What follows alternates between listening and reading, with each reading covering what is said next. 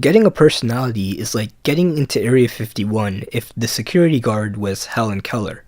It's really easy. Think about how easy it was when you were a kid. Your entire personality would be like Harry Potter, knowing frog facts and being good at Connect 4. And that was just how it was. An adult comes up to you and starts a conversation, and within 40 seconds, they know you as the Harry Potter Connect 4 frog kid. But now for some reason, you can't help but feel boring, because after the 82nd time in a row of not being able to name a single one of your interests and hobbies when asked, it might start to feel like you just don't have any. But in fact, getting a personality is way simpler than advice on the internet makes it seem. Most people say, be yourself.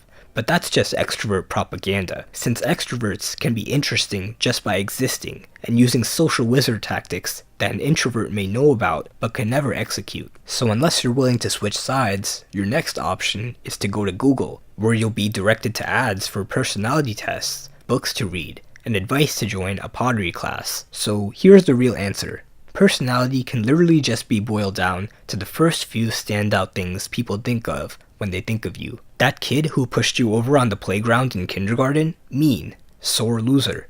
Always talks about WWE. That guy in cargo pants with exotic snakes who came to your school assembly to tell you snake facts? Cool. Dresses like Steve Irwin. Snake guy. Elon Musk. Rich. Eccentric. That's it. Adele. British. Good at singing.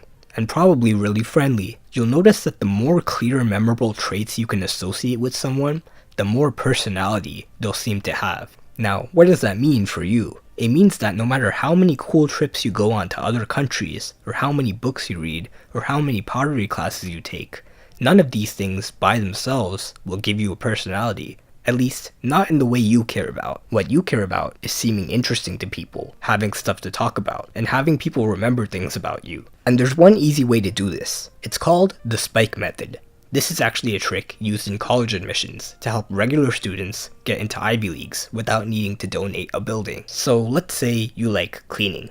Yeah, cleaning. It's just an example. Trust me for a second. You think cleaning is relaxing. You think it's interesting. Now, imagine you spend a decent amount of time every day cleaning, learning about cleaning methods, reading up on the latest cleaning lore, watching cleaning videos, maybe even save up to get a pressure washer and the dirt on people's driveways for money. Literally in less than a month, you'll have put more experience into cleaning than 99% of people will ever have in their lifetime, which means the next time you meet someone, you will be known to them as the cleaning expert.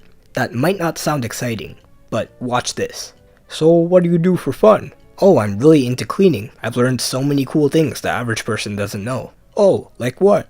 You want to know the truth about robot vacuums? I've been feeling kind of bored lately. Not much to do. I can bring my pressure washer to your house and we could shoot the gunk off your driveway. Wow, that sounds pretty cool actually. What are you doing this weekend? I don't know, I'm probably gonna fold my clothes using the world's fastest folding method. That exists?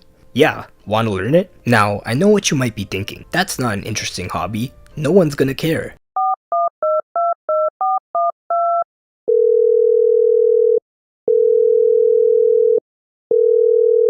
So just replace cleaning with whatever you find interesting and run with that. Don't worry about being boring, because whatever you become the expert in, you don't have to talk about that thing all the time. That thing just gets your foot in the door. So instead of just having to introduce yourself the same boring way as everyone else, you can get people to actually stop and listen to you. And then you could have normal conversations about how the subscribe button looks really enticing sometimes. So again, step 1, find something that interests you, no matter how weird it is. Step 2, gain experience in it until you know slightly more about it than most people do. Step 3, when introducing yourself to people, talk about this thing. Step 4, there's no step 4. It's that easy. Fun fact, college admissions officers are literally paid to identify applicants who have cool personalities. When they discover that you're better than 99% of people at something obscure, like cleaning, they call it, well, a spike, because it sticks out. Which is why the college essays with the highest success rate are always about some super niche thing like competitive knitting or the medical applications of Tetris. Now, important disclaimer, you can truly pick anything you want as your spike, but you gotta talk to people about it in a way they can understand. Let's say you spent a month becoming an expert in Minecraft. That's valid. but no one will care if you go straight into talking about how you beat the game without touching the ground. It's impressive, but the majority of people don't know how Minecraft works, and that there was ever a way to beat the game in the first place. I know, right? Like, it's 2024. How do you not know? Instead, explain what Minecraft is, how you got into it, how you beat it, and then explain how you did it without touching the ground. Despite what you might think, people will actually be patient to listen to any topic as long as they can understand it. The second you start using big words and niche terms to sound smart, that's actually when people stop listening. Which is why when Bill Nye explains volcanoes to you, it's interesting. But when someone with a PhD in volcano science explains them, you start wondering halfway through if they're even a real person. So yeah, hopefully that was easy to understand. I'll be taking donations in the form of subscribes to fund the next video,